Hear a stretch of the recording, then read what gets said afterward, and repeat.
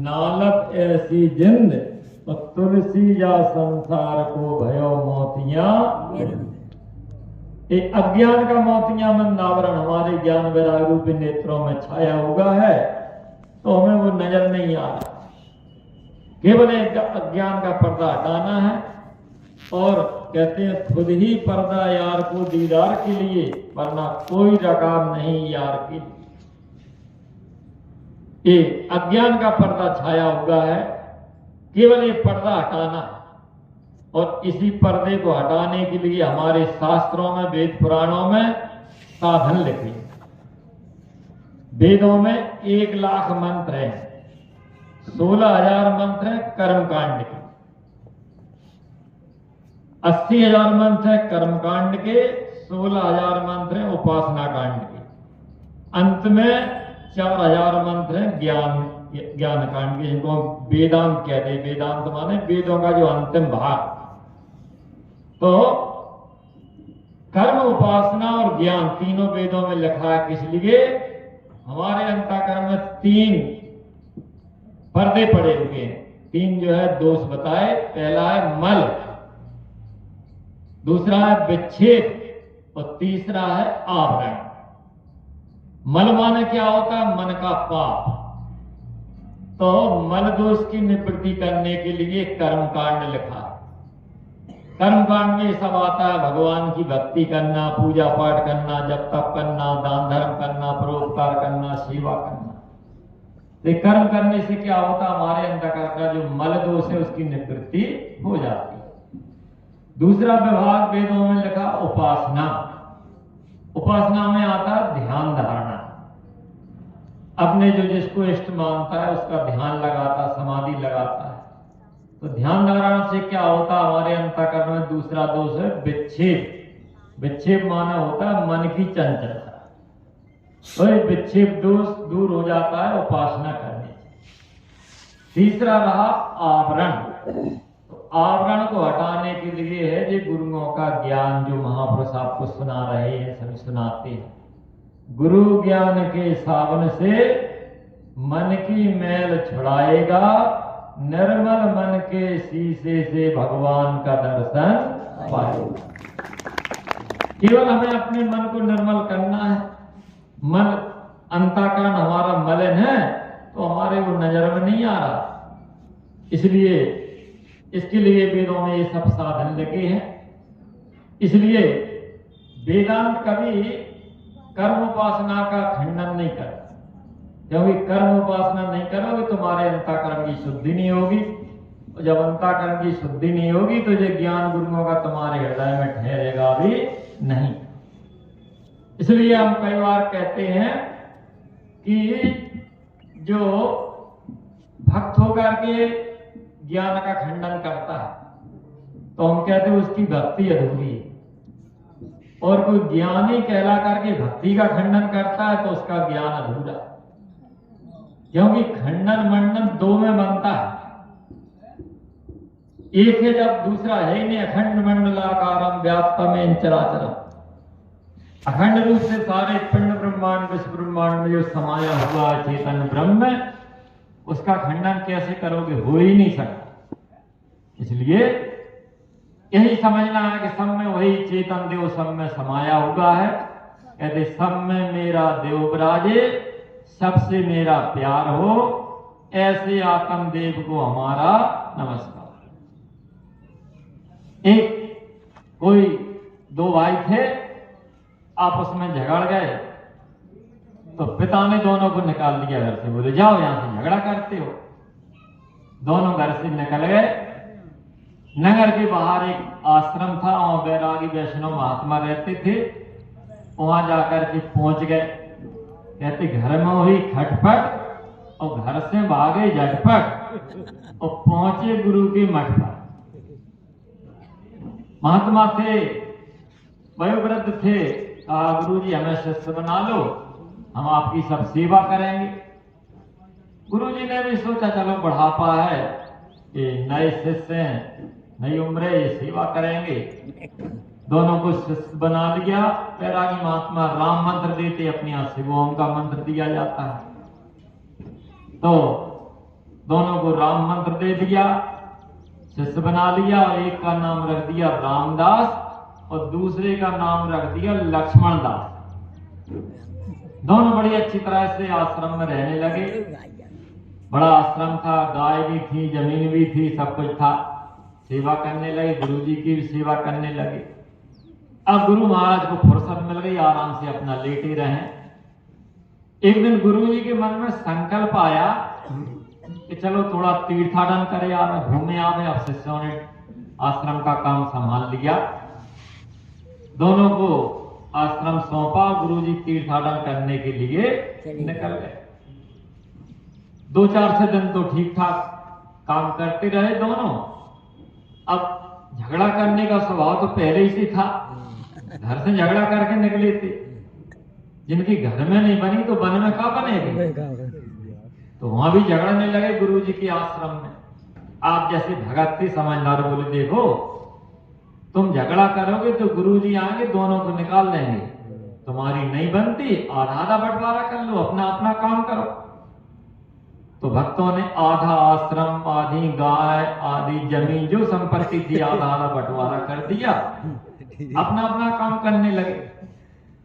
सर्दी का सीजन था, एक दिन दोनों धूनी तप रहे थे, बैठे थे, बोले देखो गुरुजी की सारी संपत्ति तो बांट ले। बोले अब गुरुजी तो बाकी रहेगा, गुरुजी को तो हमें बांटा ही नहीं।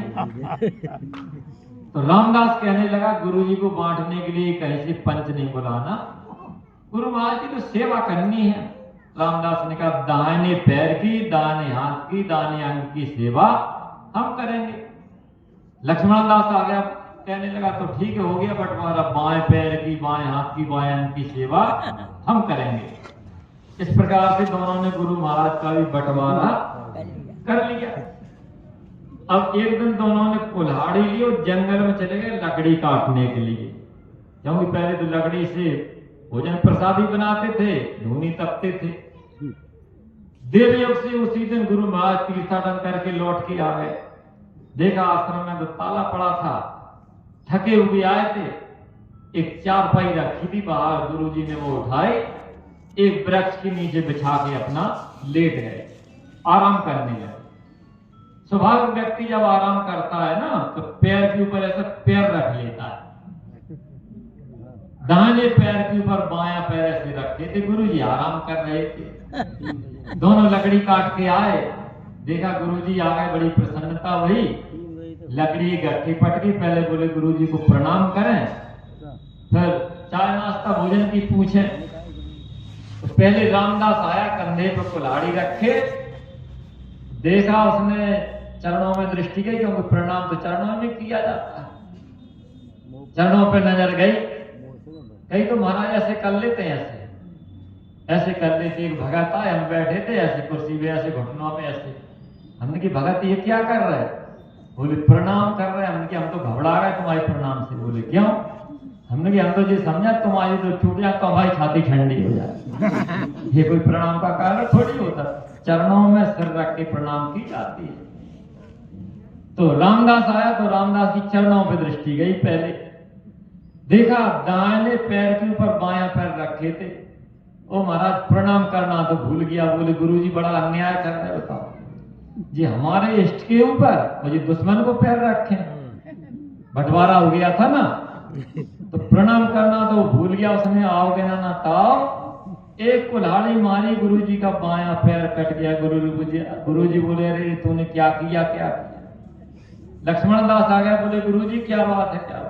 अरे बोले बेटा उसने बाएं पैर में कुल्हाड़ी मार दी, कट गया, बड़ी पीड़ा है, तकलीफ। गुरुजी ने तो इसलिए कहा था ये मल्लम पट्टी करेगा, कोई दवा लगाएगा।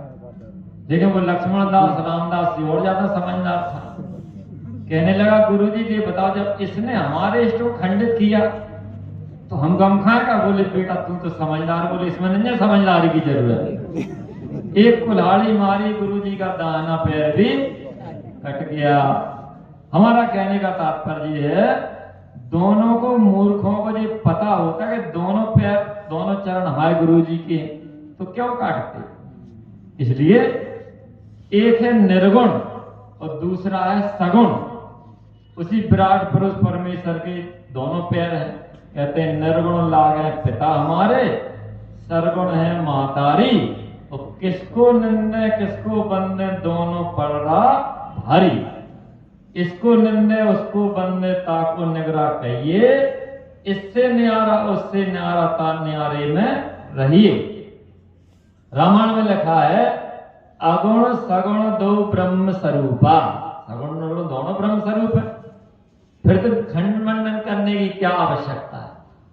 इसलिए कहने का तात्पर्य यह है कि हमारे सभी महापुरुष उसी एकत्व का अनुभव कराते हैं कि जो सब में एक है उस एक को जान लो और तुम जो है मुक्ति पा जाओ। कहां तुम्हारे स्वरूप में बंधन है, आत्मा तो जो है नित्य मुक्त है। अज्ञान के कारण हम अपने को माने हुए बंधे हुए हैं। क्यों? अपने को हम देह मान लिया, और देह को अपना मैं मान लेते हो तो हम कहते हो हम बंधे हुए हैं। इसलिए सभी महापुरुष आपको ये बताते कि तुम देह नहीं हो, देह नहीं तू ब्रह्म है, देही मान आकार, और आपन देही मान मत यही ज्ञान तत्सा।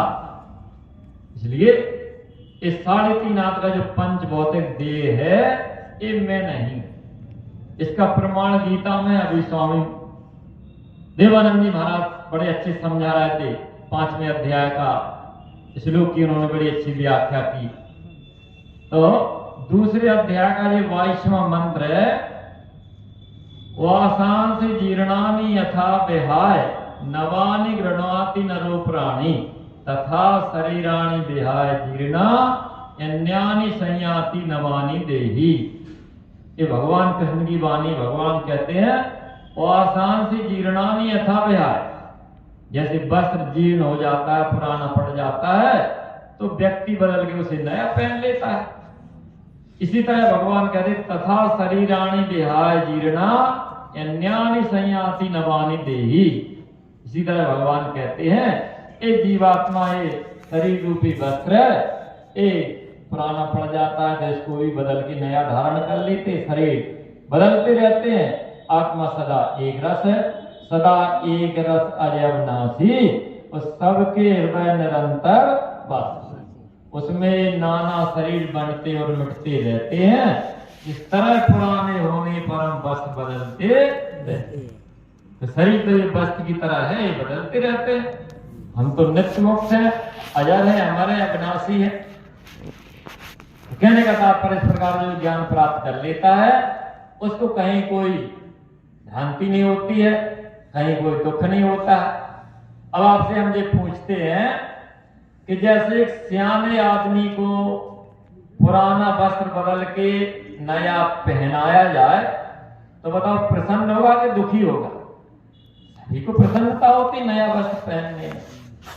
एक माताएं बाजार जाएंगी, घर में चाहे 1 दर्जन साड़ी रखी हो, लेकिन कोई नए डिजाइन की मिले ये जरूर चाहिए। क्यों? नया पहनने सभी को प्रसन्नता होती। अच्छा, अब एक छोटा बालक है, मान लो 1 साल का है, 1.5 साल का है, उसका भी वस्त्र मलिन पड़ गया, जीर्ण हो गया, माँ चाहती से बदल के नया पहना दे, तो माँ उस बच्चे का वस्त्र उतारती है, तो बताओ बालक रोता है कि प्रसन्न होता है? बालक रोता है। क्यों? उसे ज्ञान नहीं है। सियाने को ज्ञान है, सियाने का वस्त्र उतारा जा रहा है, वो समझता है बदल जाएगा, हमें नया पहनने को मिलेगा। बालक को अभी ज्ञान नहीं तो रोता है, दुखी होता है। अब यहां विचार करना कौन सियाने है कौन बालक। रामायण में लिखा है मोरे प्रौढ़ तनय सम ज्ञानी और बालक सम मम दास अमर। ज्ञानी कैसे? भगवान कहते हैं मेरे सियाने पुत्र की तरह, जिन्होंने आत्मा का अनुभव कर लिया, आत्मा को परमात्मा को आत्मा रूप में जान लिया। कहने का तात्पर्य है ज्ञान प्राप्त कर लेना हमारे मानव जीवन का चरम लक्ष्य है। और शरीर रहे तो परोपकार करो, सेवा करो, भक्ति पूजा पाठ करो, सत्कर्म करो, कोई हानि नहीं। तो यहाँ विचार करना है प्रकृति रूपी है माता और शरीर रूपी है वस्त्र, तुम चाहे रो चाहे जो कुछ करो छोड़ने वाली नहीं है, उसका काम उतारना उतारेगा। इसलिए कहने का तात्पर्य है ज्ञानी कैसे होता है? पके नारियल की तरह। नवरात्रि में जैसे देवी के मंदिर में माताएं जाती ना नारियल चढ़ाने, खरीदती हैं तो हिला के देखती हैं। जो पका नारियल होता है उसके गिरी का गोला अंदर ऐसे खड़कता है, अंदाजा कर लेते ये नारियल पका। तो पका नारियल ले आया, आपने तोड़ा तो वो गोला अलग निकल के अलग हो गया, तो पहले अलग था। ऐसे ज्ञानी अपने को देह से पहले अलग माने होके, शरीर छूटा वो पहले अलग। एक होता है कच्चा नारियल, इसमें पानी रहता है, तो उसको ऐसे हिलाते तो पानी अंदर बचता, अंदाजा कर लेती ये नारियल कच्चा। अब कच्चा नारियल को आपने तोड़ा तो बताओ उसमें जो गिरी होती है वो निकल जाती है कि चिपकी रहती है? चिपकी रहती है। तो उसे आप निकालते हो कि छोड़ ही देते हो? कैसे निकालते हो? चाकू से, खरगोश। तो कहने का हमारा तात्पर्य है कि देह में तुम चिपके रहोगे, हंता मंता किए रहोगे उस कच्चे नारियल में, तो तुम्हें भी जबरदस्ती आएंगे, फिर छुड़ाएंगे, छोड़ना पड़ेगा जरूर। और जैसे कच्चे नारियल में पानी रहता है, ऐसे हमारे अंतःकरण रूपी नारियल में कहते हैं ममता रूपी पानी भरा रहता है। हम गणत नहीं बोलते, रामायण में लिखा रस रस सूख सरस रस पानी और ममता त्याग करें जिम ज्ञान। यानी जो होता है उसको ममत्व नहीं रहता देह में। फिर ये लक्ष्य निश्चय कर लिया कि मैं तो देह नहीं, मैं तो शुद्ध बुद्ध मुक्त आत्मा हूं, तो उसको कोई ममता नहीं रहती। कहते हैं नहीं दे तू नहीं दे तेरा देह से तू भिन्न, करता नहीं भोगता नहीं कामादिकों से अन्य है, आनंद है चिद्रूप है सद्रूप है निष्काम है। कहते हैं फिर सोच का क्या काम है? ये दे ठहरे कल्प तक या आज इसका अंत हो, मेरा ना कुछ बनता बढ़ता जानकर निश्चिंत हो। दिन रात तुझ में है नहीं, ना ही सवेरा शाम है, तो काल का भी काल फिर सोच क्या क्या काम। यानी जन शोक नहीं करते। यही तो भगवान कृष्ण ने अर्जुन को ज्ञान दिया कि तो झूठे अहंकार करना कि संबंधी खड़े इनको मार के हमारा कैसे कल्याण होगा। अर्जुन कहने लगा भगवान हम भिक्षा का खा के अपना जीवन निर्वाह कर लेंगे, हमें नहीं चाहिए राज, हमें नहीं चाहिए धन दौलत संपत्ति। तो भगवान ने कहा क्यों? बोले सारे हमारे संबंधी खड़े, इनको मार के हमारा कैसे कल्याण होगा। जब ऐसा जब अर्जुन ने कहा तो भगवान ने अर्जुन को यही ज्ञान दिया कि जो आत्मा है वो तो अजर है, हमारे अविनाशी है, और वो मुझ में तुझ में हमारे दल वालों में विपक्षियों में सब में वो एक ही है, और उसकी कभी मृत्यु नहीं होती है। नैनम छिन्नन्ति शस्त्राणि नैनम दहति पाप का न चैनम क्लेदन्त्यापो न शोष्यति मार। उस आत्मा को न शस्त्र काट सकता है, न जल गला सकता है, न वायु सुखा सकती है, न अग्नि जला सकती है। इसे काटे इसे छेदे कहाँ वो तीर की ताकत, इसे बांधे इसे जकड़े कहाँ जंजीर की ताकत। जन्मो मरो भयो नहीं होई, नित्य अरूप अचल है सोई, शस्त्र काट सके नहीं जेई, पावक जाल सके नहीं तेई। ऐसा ये आत्म को जानो ताते शोक मोह मत मानो। या को मृतक कहे जो कोई, तो महामूढ़ अज्ञानी सोई। इसे काटे इसे छेदे कहाँ वो तीर की ताकत, इसे बांधे इसे जकड़े कहाँ जंजीर की ताकत। कहने का तात्पर्य है कि देखो अर्जुन इतना विद्वान था कि देखो उत्तरा को पढ़ाया, और इतना रूपवान था कि इंद्र की मुख अप्सरा उर्वशी मोहित हो गई थी, और इतना पहलवान था। जब महाभारत शुभारंभ हुआ तो दुर्योधन ने पूछा भीष्म पितामह से, दादा बताओ मेरी सेवा में कौन कौन से वीर है मेरे दल में, मेरी सेना में। भीष्म पितामह ने कहा कर्ण 5 दिन जोरण नाचे और 2 दल में को न माचे। बोले कर्ण 5 दिन संग्राम करेगा, 18 अक्षाणी दोनों दल को समाप्त कर देगा। दुर्योधन ने कहा दादा और भी कोई वीर है? बोले और सुनो, द्रोण 3 दिन सर संधाने और 2 दल को करण दाने। कहा गुरु द्रोणाचार्य जी 3 दिन संग्राम करेंगे, 18 अक्षाणी दोनों दल को समाप्त कर देंगे।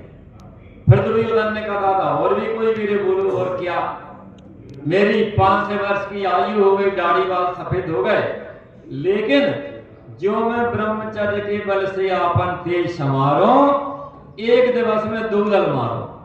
बोले इतना तो हम कर सकते। फिर दुर्योधन कहने लगा दादा और भी कोई वीर है? बोले द्रोणियों तीनों दंड में 2 दल कर निदान। द्रोणी ने द्रोणाचार्य का पुत्र अश्वत्थामा। बोले ना अश्वत्थामा 5 दिन लगने देगा, ना 3 दिन ना 1 दिन, 3 घड़ी में ही जो 18 अक्षाणी दोनों दल को समाप्त कर देगा। दुर्योधन ने जब सुना तो हंसने लगा। बोले दादा अब किस बात की चिंता, विजय मेरी दासी बनकर रहेगी। तो भीष्म पितामह ने कहा दुर्योधन तुमने पांडवों की सेना में तो नहीं पूछा? दुर्योधन कहने लगा दादा पांडवों की सेना में भी कोई वीर है? बोले हाँ। बोले कौन? कहा पल फेरत अर्जुन पदे कहे न दूजा बाण। बोले पल के फेरते ही एक ही बाण से 18 अक्षाणी दल को अर्जुन समाप्त कर देगा। तो कहने का हमारा तात्पर्य है इतना अर्जुन जो है पहलवान था, इतना रूपवान था, इतना विद्वान था, ज्ञानवान नहीं था।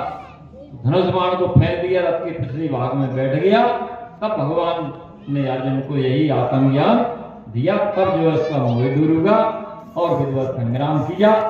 तो इसी प्रकार ज्ञान प्राप्त करके हमें भी अपना सब व्यवहार करना है और अपना व्यवहार भी करना है, ज्ञान में स्थिति रखना है। ये सब महापुरुषों का संकेत है। और समय हो गया, इन्हीं शब्दों के साथ वाणी को विराम